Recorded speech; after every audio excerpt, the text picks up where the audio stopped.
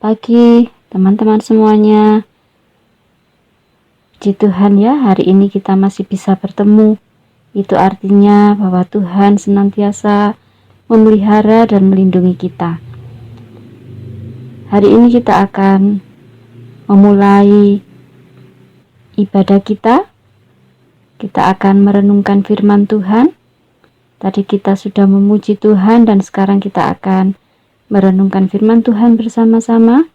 Namun sebelumnya kita akan berdoa terlebih dahulu, minta bimbingan Tuhan supaya Tuhan membantu kita memahami setiap firman-Nya. Mari kita berdoa. Terima kasih ya Tuhan untuk nafas kehidupan yang masih Engkau berikan kepada kami di hari ini. Terima kasih juga Engkau memelihara kami dan melindungi kami senantiasa. Terima kasih untuk keluarga kami, baik mama, papa, dan saudara-saudara kami. Terima kasih hari ini Tuhan memberi kami kesempatan untuk kami boleh belajar firman Tuhan. Kami berdoa kiranya Tuhan membuka hati dan pikiran kami, supaya kami dapat mengerti, memahami setiap firman-Mu, dan bahkan dapat melakukannya dalam kehidupan kami. Terima kasih ya Tuhan, kami menyerahkan waktu yang ada di depan kami. Kiranya Tuhan memberkati kami. Di dalam nama Tuhan kami Yesus Kristus, kami berdoa. Amin. Nah teman-teman, kita akan membuka Alkitab kita yang diambil dari 2 Samuel pasal 12 ayat 15 sampai ke 23. Bu Puji akan membacakannya untuk teman-teman semua. Kemudian pergilah Natan ke rumahnya, dan Tuhan menulai anak yang dilahirkan bekas istri Uria bagi Daud, sehingga sakit. Lalu Daud memohon kepada Allah oleh karena anak itu. Ia berpuasa dengan tekun, dan apabila ia masuk ke dalam, semalam-malaman itu ia berbaring di tanah. Maka datanglah kepadanya para tua-tua yang di rumahnya untuk meminta ia bangun dari lantai. Tetapi ia tidak mau, juga ia tidak makan bersama-sama dengan mereka. Pada hari yang ke-7, matilah anak itu, dan pegawai-pegawai Daud takut memberitahukan kepadanya bahwa anak itu sudah mati. Sebab mereka berkata, ketika anak itu masih hidup, kita telah berbicara kepadanya, tetapi ia tidak menghiraukan perkataan kita. Bagaimana kita dapat mengatakan kepadanya, anak itu sudah mati? Jangan-jangan ia mencelakakan diri. Ketika Daud melihat bahwa pegawai-pegawainya berbisik-bisik, mengertilah ia bahwa anak itu sudah mati. Lalu Daud bertanya kepada pegawai-pegawainya, "Sudah matikah anak itu?" Jawab mereka, "Sudah." Lalu Daud bangun dari lantai, ia mandi dan berurap dan bertukar pakaian. Ia masuk ke dalam rumah Tuhan dan sujud menyembah. Sesudah itu pulanglah ia ke rumahnya, dan atas permintaannya dihidangkan kepadanya roti, lalu ia makan. Berkatalah pegawai-pegawainya kepadanya, "Apakah artinya hal yang kau perbuat ini? Oleh karena anak yang masih hidup itu, engkau berpuasa dan menangis. Tetapi sesudah anak itu mati, engkau bangun dan makan." Jawabnya, "Selagi anak itu hidup, aku berpuasa dan menangis, karena pikirku siapa tahu Tuhan mengasihani aku sehingga anak itu tetap hidup. Tetapi sekarang ia sudah mati. Mengapa aku harus berpuasa? Dapatkah aku mengembalikannya lagi?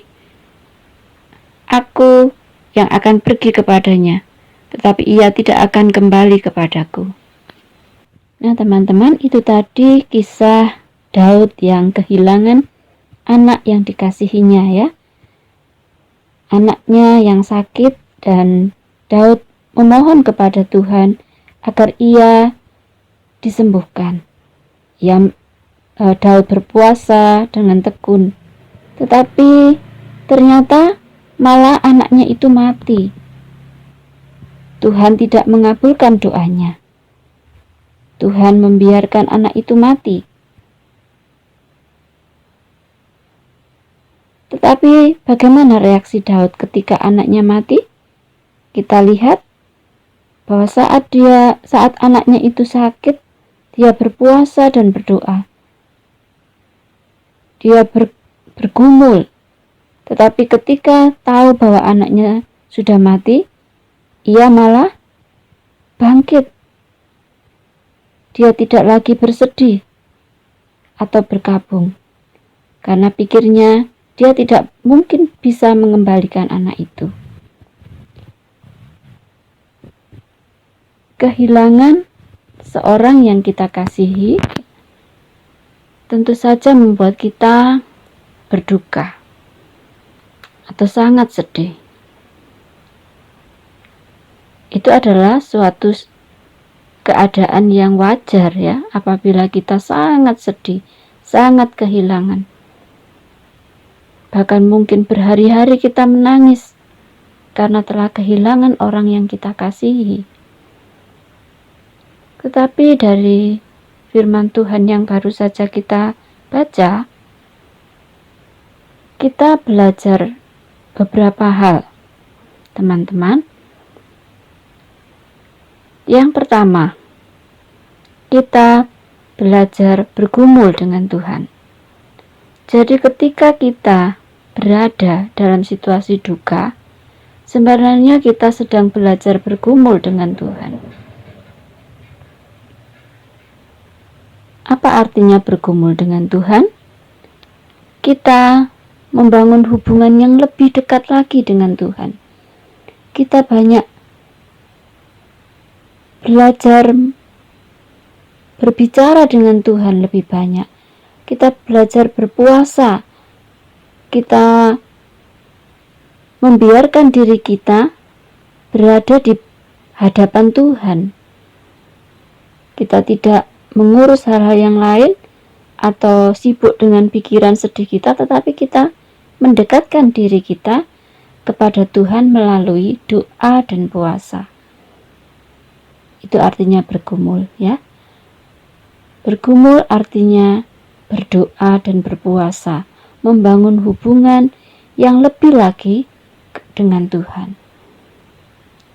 Saat kita mengalami duka cita atau mungkin pergumulan yang berat, itu adalah kesempatan buat kita memperbanyak berbicara dengan Tuhan, berdialog dengan Tuhan.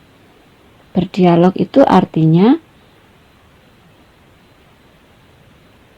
berkomunikasi timbal balik ya, bukan kita saja yang berbicara sama Tuhan. Kita ngomong sendiri sama Tuhan tidak, tetapi membiarkan Tuhan juga bicara sama kita. Selama ini mungkin kita lebih banyak kita yang ngomong ya sama Tuhan. Kita menuntut Tuhan, Tuhan kok begini ya? Harusnya Tuhan itu seperti ini. Sudah titik gitu ya. Kita ngomong gitu ya, banyak-banyak, tetapi kita tidak mau mendengar apa yang Tuhan katakan. Nah, ini artinya kita tidak bergumul. Bergumul adalah berkomunikasi timbal balik ya, membiarkan dia juga berbicara kepada kita. Apa sih Tuhan yang Engkau mau untuk saya ngerti? Kita mendengar apa yang dia katakan. Bagaimana bisa kita mendengarkan dia? Melalui membaca firman Tuhan ya.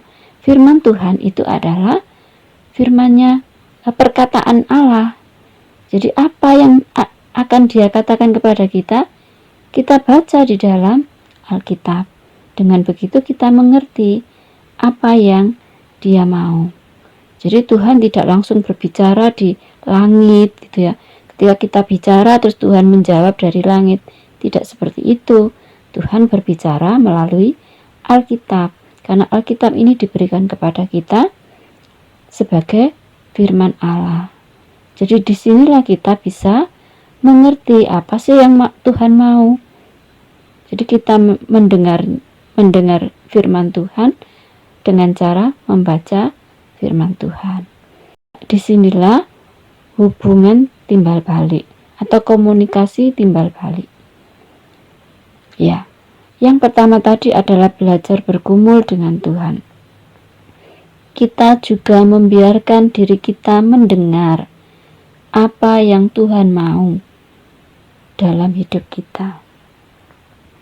Kita belajar sungguh-sungguh memahami hidup ini, bahwa ternyata hidup ini bukan kita yang mengatur atau mengendalikan.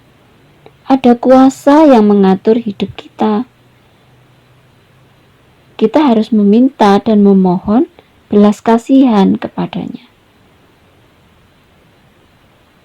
Jadi disinilah perbedaan bergumul dan menuntut kepada Tuhan. Bergumul itu berbicara, tapi juga mau mendengar, meminta belas kasihan Tuhan, gitu ya. Tapi kalau menuntut, kita hanya berdoa saja, minta Tuhan, harusnya Tuhan seperti ini, tolonglah Tuhan seperti ini. Nah, itu menuntut, gitu ya. Tapi kalau bergumul, itu tadi ya, kita minta belas kasihan Tuhan, kita mohon kepada Tuhan, pertolongan Tuhan, tapi kita juga mau mendengar suaranya. Apa yang harus kita lakukan? Seperti itu.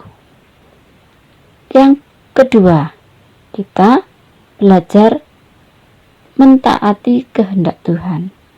Ya, melalui duka cita kita, melalui pergumulan atau masalah berat yang kita hadapi yang membuat kita sedih, sebenarnya kita ini sedang belajar atau diajar oleh Tuhan untuk taat kepada kehendak-Nya.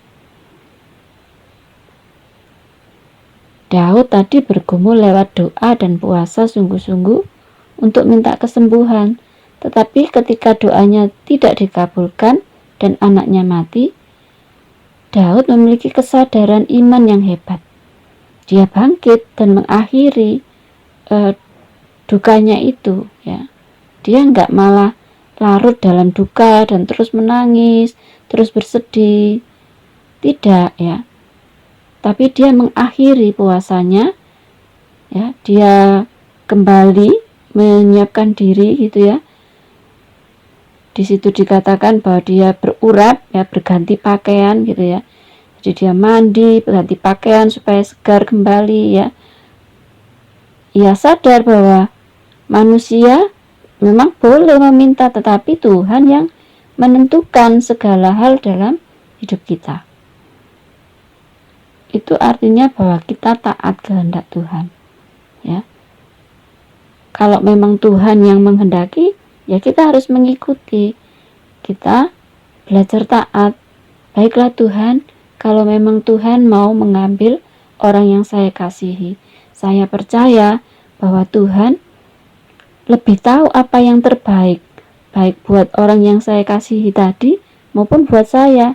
Jadi saya percaya, saya mau taat saja sama Tuhan, apa yang Tuhan rencanakan. Nah, itu artinya bahwa kita taat. Memang sesaat kita berduka itu sesuatu yang wajar, tidak apa-apa. Tapi kemudian jangan berlarut-larut, ya. Kita harus bangkit kembali. Kita harus mulai membangun diri kita, membangun iman kita, percaya kita bahwa Tuhan izinkan sesuatu yang buruk, sesuatu yang mendukakan hati kita itu, bahwa itu semua untuk kebaikan kita. Dengan belajar taat, memahami kehendak Tuhan, maka kita bisa terhibur di tengah duka cita sekalipun.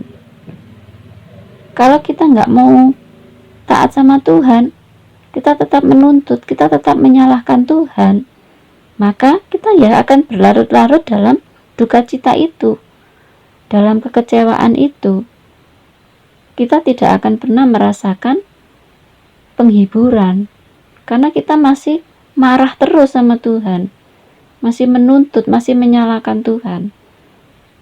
Kita nggak akan pernah merasakan damai sejahtera itu. Kita nggak merasa penghiburan yang dari Tuhan, karena hati kita masih marah terus. Kita simpan kemarahan, kita menyalahkan Tuhan. Seperti itu. Yang ketiga, kita belajar hidup baru. Ya, yang ketiga, melalui duka cita, melalui pergumulan yang sangat berat yang mendukakan hati kita sebenarnya sedang belajar hidup baru. Kematian itu bagian dari ketetapan kuasa Tuhan, dan Daud belajar untuk memahami hidup baru dengan lebih baik. Dia mulai merenungkan kesalahan-kesalahan yang lalu yang dia lakukan, dan dia mau memperbaiki hidupnya ke depan, ya. Dia mulai belajar, apa sih yang harus aku perbaiki dalam hidupku. Dia meninggalkan hal-hal yang kemarin yang salah yang telah dia lakukan dan memulai sesuatu yang baru, cara yang baru, pikiran yang baru.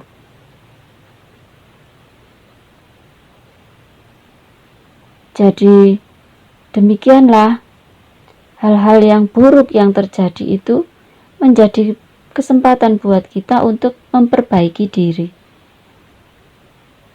Kalau kita ditinggal oleh orang yang kita kasihi, misalnya, oh, apa yang salah yang selama ini? Saya harus memperbaiki. Mungkin kita mengalami masalah, kesulitan. Apa yang kemarin yang saya salah lakukan ya? Kita pikirkan itu. Oh, ke depan aku harus lebih baik. Aku harus memperbaiki diri. Karena manusia kan selalu mudah untuk melakukan kesalahan. Dan itu harus kita akui bahwa hal-hal yang kemarin itu kita juga melakukan kesalahan.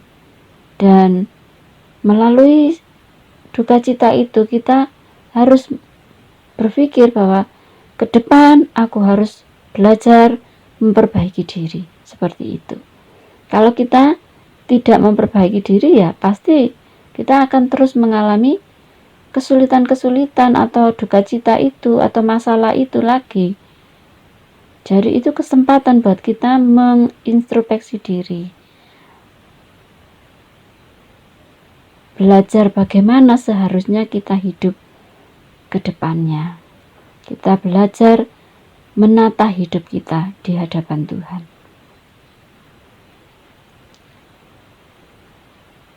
Itu yang ketiga, teman-teman.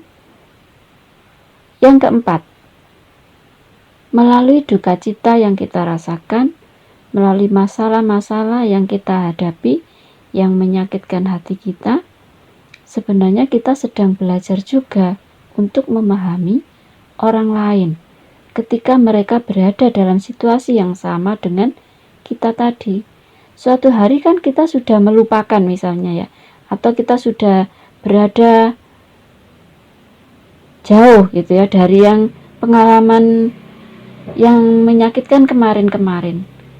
Lalu pada waktu itu kita melihat atau bertemu dengan teman-teman kita atau saudara kita, saudara seiman kita gitu ya, yang sama-sama mengalami duka cita ya. Ketika mereka mengalami duka cita, ketika mereka mengalami masalah, kita ingat masa lalu kita. Oh iya, aku ya pernah merasakan duka cita yang seperti kamu rasakan sekarang. Gak enak memang. Benar-benar gak enak. Ketika dulu aku kehilangan orang yang aku sayangi, atau ketika aku dulu mengalami masalah yang sangat berat, wah gak enak banget. Jadi aku bisa loh merasakan apa yang kamu rasakan. Nah, jadi artinya apa?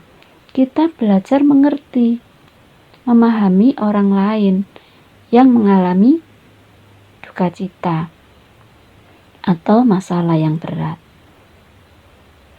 Karena kita pun pernah mengalaminya. Nah, kalau sudah bisa merasakan, apa yang harus kita lakukan berikutnya? Bukan hanya sekedar, oh ya aku pernah ngalami kayak gitu, udah gitu aja. Bukan, ya. Tetapi kita mau, ya, kita bersedia menjadi orang yang memberikan penghiburan kepada teman kita atau saudara kita itu, gitu ya. Kita harus peduli, kita harus mendoakan dia, menghibur dia, gitu ya. Karena kita tahu ternyata nggak enak loh berada dalam situasi duka itu. Ketika kehilangan, waduh, rasanya ya nggak enak sekali kehilangan orang yang kita kasih. Nggak enak sekali loh mengalami masalah yang berat, seolah-olah dunia ini sudah mau hancur pada waktu kita berada di titik itu. Nah, ketika teman kita atau saudara kita mengalaminya, pasti dia juga merasakan hal yang sama. Nah, inilah tugas kita, memberi perhatian kepadanya, memberi penghiburan, menyemangati dia, ya. Sabar teman, Tuhan pasti punya rencana yang baik buat kamu. Sama seperti aku dulu ya nggak ngerti, tapi sekarang aku ngerti Tuhan punya rencana yang baik buat aku. Nah, aku juga percaya kamu akan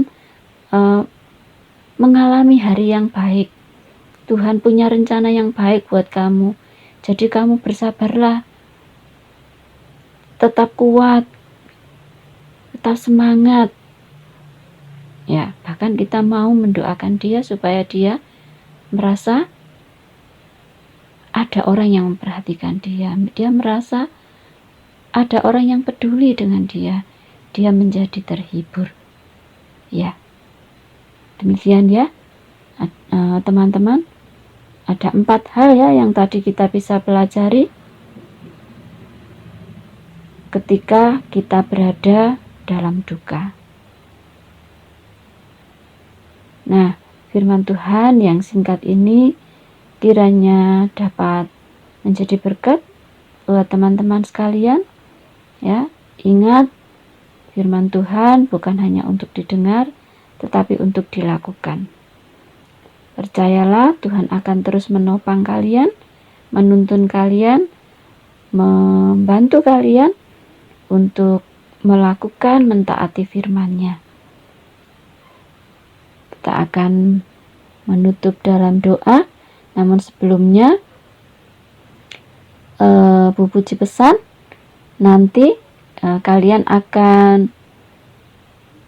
memberikan komentar ya di video yang dibagikan melalui YouTube.